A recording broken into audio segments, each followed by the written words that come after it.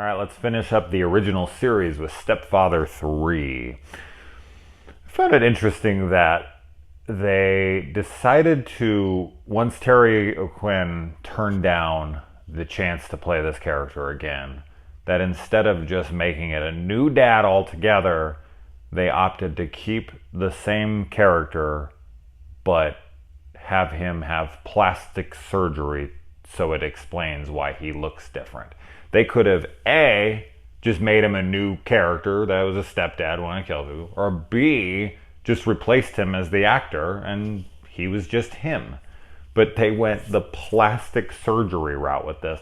And the opening of this movie, which is in like blue vision for some reason, it's just completely blue for like the first 10 minutes of this movie. I even went online and looked at a couple of different copies to be like, is this my VHS copy here? Like, is something wrong with it? Like, no, it's blue in every copy I looked up. I'm not sure what that filter was for, but yeah. The plastic surgeon that he sees was cracking me up. He was ludicrous. He gave him the money and he's like, yes, this is the right amount. I'm like, and he's like, I said to myself, self! Like the shit this guy was saying, it immediately set this like silly, goofy tone. And I thought because of that, we were gonna get more of like a straight, cheesy, goofy slasher flick with like 10 kills and him going over the top.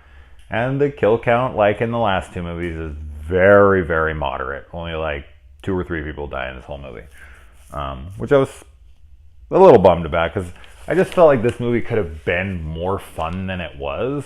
The opening felt like, you know, a Batman, like a goofy Batman type movie where the Joker like gets his thing done, he looks and he's like laughing and smashes the mirror and walks out. Like it felt very similar to that. So I really thought for sure this was going to take a much more comedic route or a much more self-aware, goofy kind of route, and it didn't. It really tried to take itself seriously, which I felt like was kind of a shame. I think this movie would have been a lot more fun if they would have just had fun with it. Anyway, let's get into this movie. A lot of the characters' same traits are still here. He's still building birdhouses. They've added like a little bit more one-liners, real cheesy shit here. None of them really made me laugh, though. I wish they would have been a little more fun. But that's just it. The tone of this movie is very uneven. It's like hammy acting and goofiness laced in to like a serious toned film. So I'm just like, am I supposed to be taking this seriously? I guess I am, but it doesn't feel like they're trying to be serious. So I'm honestly just not sure what they were aiming for. But at the end of the day, I mean, I still had a good time watching this movie. I like that we got to see a little bit more of his, you know, contingency plan.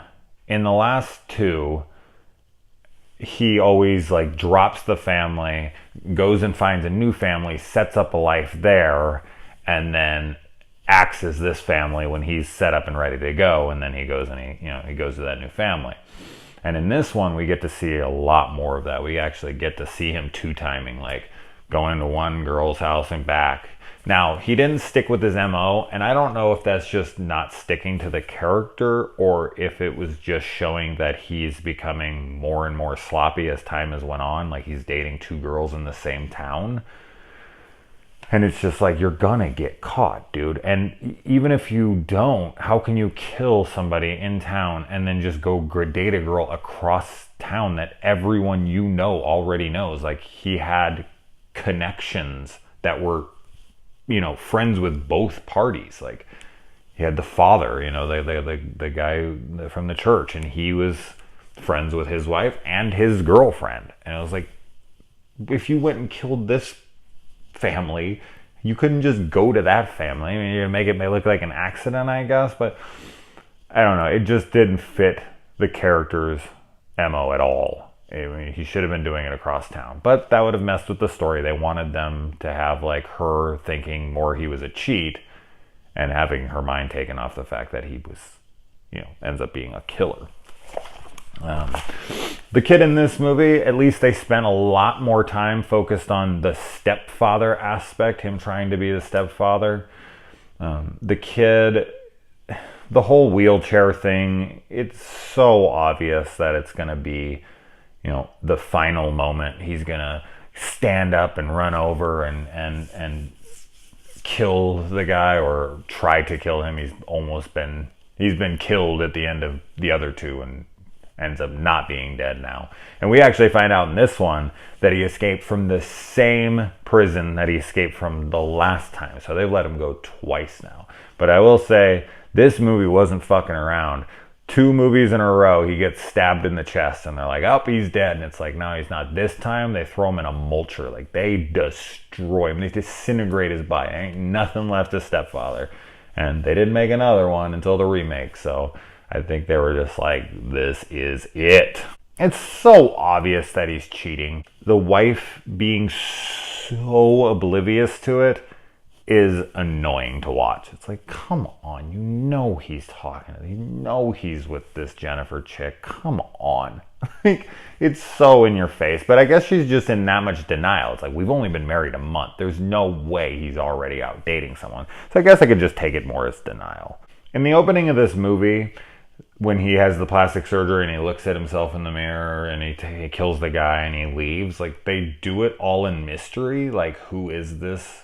Like, what does he look like now? And I feel like that was a missed opportunity because I think they could have played off of the mystery for at least 10 or 20 minutes of like, oh, who is? And they could have like had a red herring and tricked you and been like, you thought this was the killer. And actually this guy ended up being. I like that he's, he still has no interest in sex. He's having sex with his wife and he's just stone-faced. And then the next time he's having sex with her, he just wants to put a baby in her. And it's like one of the most awkward sex scenes. He's just like almost near crying. Like, come on, you need to have my baby. You need to have a baby. And her face, that shit was cracking me up. I like that the kid wants to go see his dad. So that's him like abandoning his family and he's just like, he's ready to kill them all. Like that's it. And then he finds out she can't have a kid. He's like, all right, he left. So let's just make another kid and replace him. I'm trying to make this work out. And that was it. That was his final straw. This guy is so on edge at all times. He will, as soon as anything isn't going his way, he just has to have that perfect family the whole time. So there's a lot of things retained here. The whole idea of this kid who conveniently is into, crime mystery stuff, and he's like this computer hacker, and the computer hacking stuff is so dated and looks ridiculous and impossible. But yeah, like he's an investigator of sorts, which is pretty similar to the first one, but this one's he just so happens to be into it, and he just so happens to be looking at that killer on TV and connects them like in 2 seconds. It's so convenient. In a film like this, you look past it, but if it was in a film today that you watched in the theater, you would be like throwing your popcorn at the screen. And that's why I always say, like, we're so much harder on film now than when we watch films that are 20 years old. Makes me wonder if people in 20 years will be watching the movies we're watching now, judging super hard, and if they're going to be like, oh, come on, man, these are like 20 years old. You just got to take them with a grain of salt. As I said, this was just like fine. I really felt like they could have had more fun with this movie, and they just didn't. And it bummed me out because this could have been a blast to watch. They could have had him have all these really fun one-liners. It could have gotten, slapsticky in a way. Or, on the flip side of it, they could have went a much more serious tone like the first one and tried that route. The first one was great.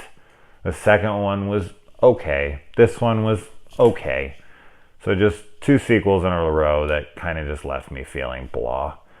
there were moments where I was like, yes, like this is gonna be fun, and this is gonna be fun, and it just kind of was like sort of fun, and then it was like meh, like it just kind of dropped back down because it was they were gonna go over the top with it for like a second, and then they just kind of leveled out and kept it mediocre. But anyway, I'm looking forward to checking out this remake. I don't remember a ton about it except for it's the guy from Nip Tuck and that it is PG-13. So that's not a good sign, the PG-13 thing, but we will see on my revisit. All right.